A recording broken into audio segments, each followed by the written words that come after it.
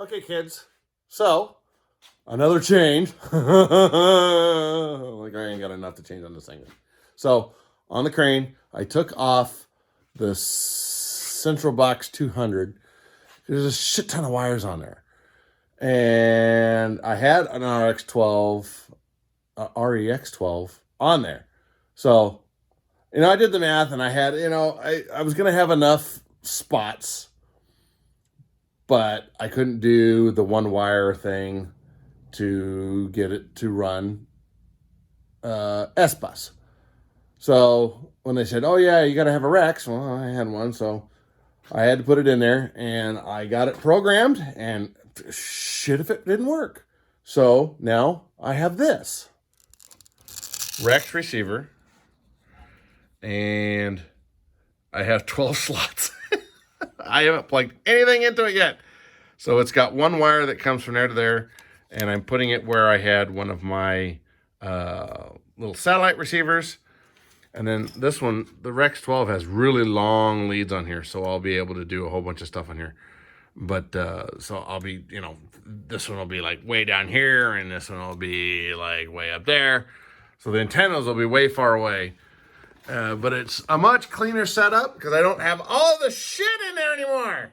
And now I've got all this extra stuff that I can put something else on. So we'll see how it goes. And son of a bitch, if it didn't freaking work, just like it's supposed to. You change the one port that goes on here, or what is it? The E1 channel. You change that in Device Explorer. Gosh, there's so much shit on this thing that I have a hard time remembering where the hell it's at. So you go into Device Explorer, and you go into that particular channel, and you change it to what you want it to be. So in this instance, I wanted it to be transmitting in S.Bus or EX-Bus, but it has an S.Bus way of transmitting. And then it takes all of your channels for normal flight, goes over that one wire. And now I can assign all 12 channels to something different. The pump, the dump, the winch for the sea snorkel, lights, all kinds of crap. Much cleaner, and I'm actually glad it worked.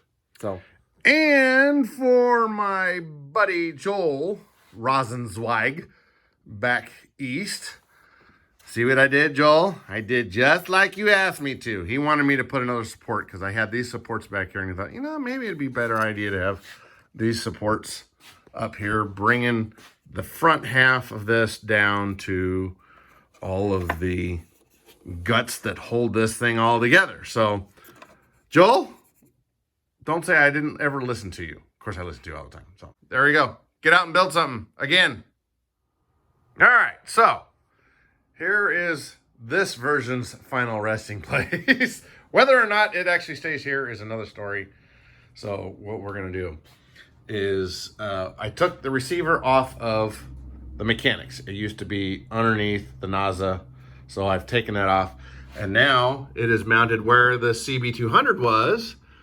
And you can see I've got one antenna mounted way in the back, and then I've got the other antenna mounted kind of right here on the side. So everything clears, everything is able to plug in, from the receiver into the mechanics when it's in the final resting place. Nothing catches gears or anything like that. So I have the Beck Pro here to supply power. I'm not doing a switch on it. I'm just gonna plug it in just like I normally would. The battery sits right here on top of the mechanics when they're sitting here. So it's convenient anyway. So I gotta get in here and get all the batteries and all that stuff. So the switch from the transmitter is a novel idea, but for me, it just didn't work as well. So what I've got here is, this is to the rudder, which gets plugged in to all the receiver and all that kind of good stuff in there. So there we go for now. And I can move this around, and I just have it sitting here on my little platform that I made for the CB200. And you can tell the antennas are actually a 90-degree to each other, even though this one's parked off that side. This one's pointing straight up. And I don't know if it's just barely tipping out. So, not too bad. So, we will see how this works instead of going with all of the cables, because I have literally one cable that's going to go into the NASA. So, I have 12 channels that I can play with. Well, 11, because throttle is actually coming out of here. I don't run it through the NASA, so 11 channels, 11 spares. So we should be good to go. Yeah. And here's the mechanics. They're just set in there because they're not in the correct position. But I want to show you. So there is a one wire coming from the receiver and then the power. So I've got a power going into here and a power going into there. And then I've got my my LED for the NASA, so I can see what thing I'm in. Goes like that. And then this whole thing should slide forward. Oh, it'd help if I had it plugged into the damn thing here. I got to get that plugged in. There be where it sits. So, got these. I got those to plug in. Those will get zip tied. And you can see the antenna is nice and clear. All the wires are down there. Nothing underneath is catching. So, I think we're golden. And we'll see how good it does.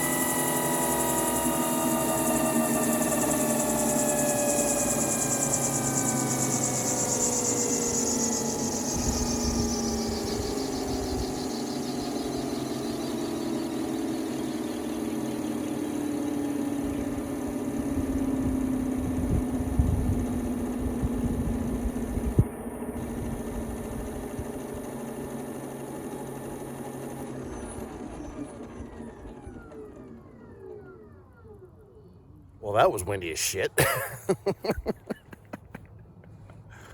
Yeah, but it flew. A little sketchy, but it flew.